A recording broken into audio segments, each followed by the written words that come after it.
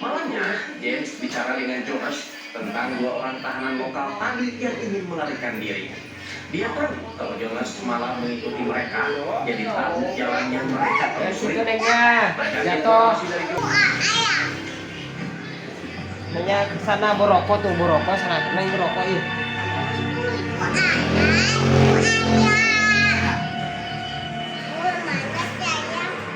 Di saat bersamaan, mereka melakukan patroli masuk ke gubuk para tahanan. Entah apa yang terjadi dengan tentara Jepang bernama Marukawa ini, meski dia tahu kasus James kosong, tapi dia tetap membiarkan seolah-olah telah mengetahuinya. Kembali ke James, dia berlari ke pinggir. Aneh memang Jenderal Ito ini, karena biasanya yang bisa mendapatkan perawatan seperti ini hanyalah tentara Jepang saja. Tapi kali ini James juga dia boleh istirahat, tapi besok akan mati. Kata-kata yang disebutkan Ito meski pada kenyataannya James masih tetap hidup. Mendengar suara ledakan di luar, James yakin kalau itu pasti pasukan Amerika yang sedang mendekat. Jenderal itu orang yang bisa melawan otoritasnya. Kalaupun James selalu melanggar, bukan berarti James di luar kendalinya, tapi karena James adalah hiburan baginya. James sempat menantang itu, bagaimana kalau kali-kali mereka berdua lah yang bertarung. Dia ingin membuktikan siapa sebenarnya yang benar-benar memegang kendali. Alih-alih melawan di luar, Jenderal Ito malah menyundul si James sembari berkata, seorang petarung yang bijak tidak akan memasuki ring jika tahu pertandingan itu tak akan bisa dia menangkan. James dikembalikan kepada teman-temannya agar bekerja seperti biasa. Disitulah mereka kembali merencanakan sesuatu. Kalau malam nanti mereka harus naik ke atas bukit mengirim sinyal radio. Berhubung Randar baru ingat bahasa Navajo yang sering dia dengar waktu dulu. Walaupun gak mengerti artinya apa, tapi setidaknya pasukan sekutu tahu bahwa di pulau ini ada kawanan. Gabriel memberi kode bahwa di lokasi ini ada pesawat tanpa mesin yang bisa dimanfaatkan. Dan hal itu juga direspon secara positif oleh pasukan sekutu yang ada di luar. I'm not between sunrise at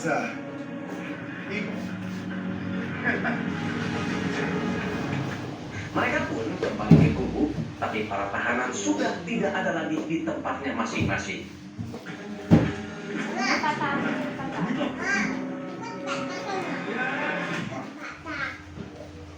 Besoknya terdengar suara pesawat melintas di atas mereka.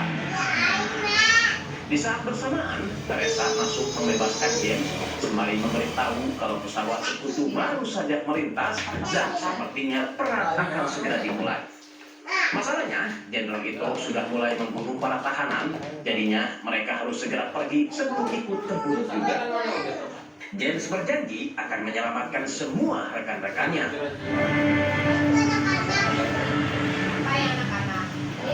Setelah penjaga menara, padahal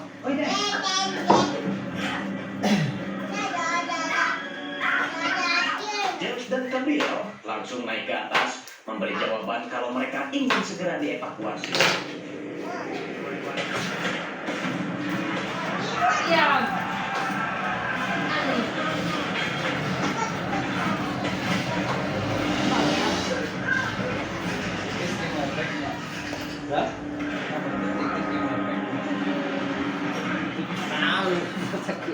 Gabriel hampir saja innalillahi Pasti jatuh.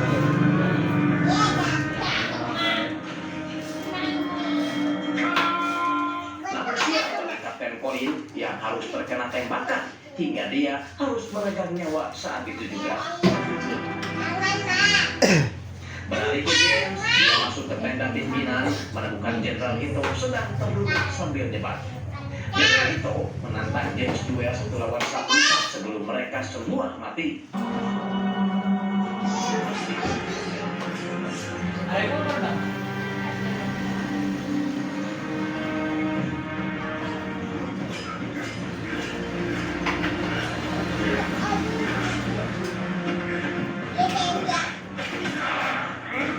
Gabriel memaksa James untuk berhenti karena waktu sudah tak lama lagi. Kopral Endo berusaha menembaknya, tapi keburu dihentikan. dihentikan oleh jenderal itu. Ya, meskipun musuh, James adalah teladan dari jenderal itu. Keberanian, ketangguhan, dan keuletannya membuat James sangat istimewa. Tak pantas rasanya bila dia harus mati dengan cara seperti itu. James dan rekan-rekannya memasang tiang sebagai tanda lintasan serta menembakkan suara agar lokasi mereka dapat diketahui oleh pilot penyelamat. Mereka semua berjalan dan akhirnya bisa menjadi sesuatu yang bisa direalisasikan.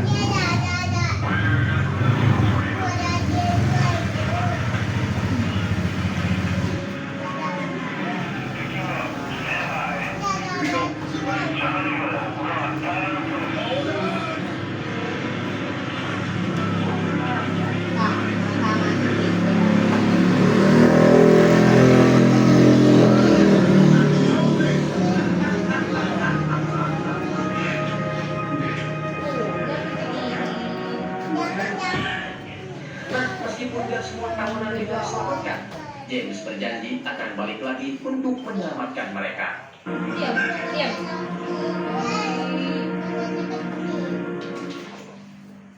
Sekarang, 8 tahun sudah berlalu, James sengaja ke Jepang hanya untuk menemui jenderal itu. Tapi sayang, jenderal itu sudah meninggal setahun yang lalu.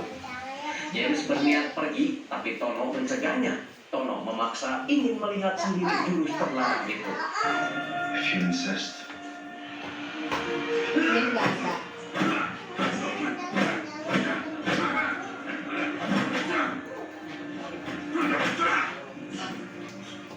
Tono terus-terusan memaksa James menunjukkan apa yang dikatakan ayahnya mengenai jurus terlarang. Dan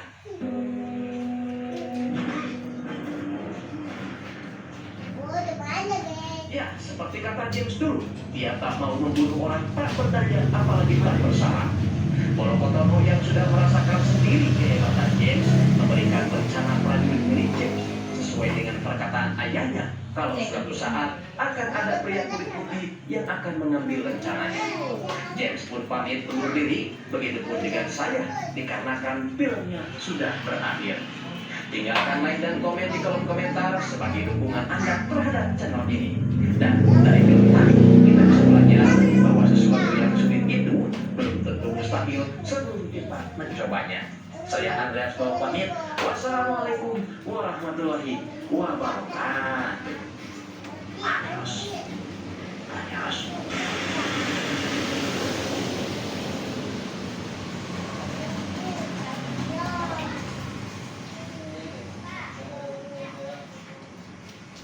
Antik belentik.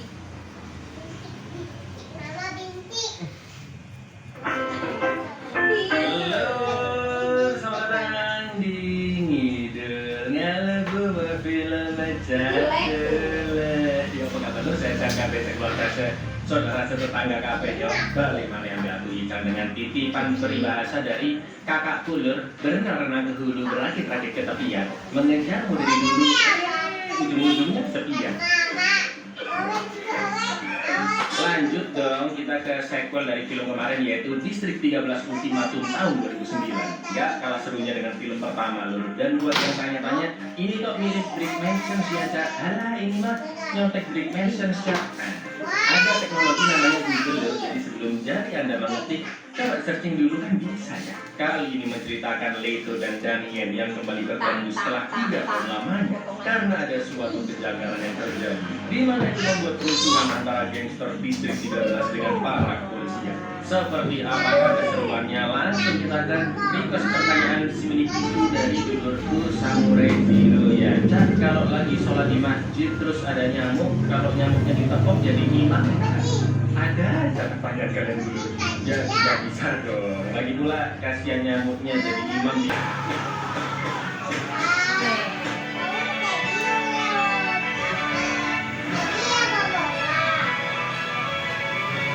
Dan polisi hanya menjaga di perbatasan Distrik 13 saja. Sementara itu sang aktor utama kita Leto, salah satu pimpinan gangster Distrik 13 yang bersih, adil dan segan, akhirnya mulai meledakkan tembok dari distrik karena sudah muak dengan sikap serta janji manis pemerintah dan ingin penduduk Distrik 13 mendapatkan hak yang sama seperti warga praktis pada umumnya. Tak lama kemudian polisi pun memergoki aksinya dan seperti biasa Leto pun kabur dari kejaran polisi. Tembok itu melindungi mereka layaknya benteng dan penculik di dalamnya bebas melakukan apapun. Berbeda pandangan dengan Leto yang menganggap istri 13 layaknya kandang.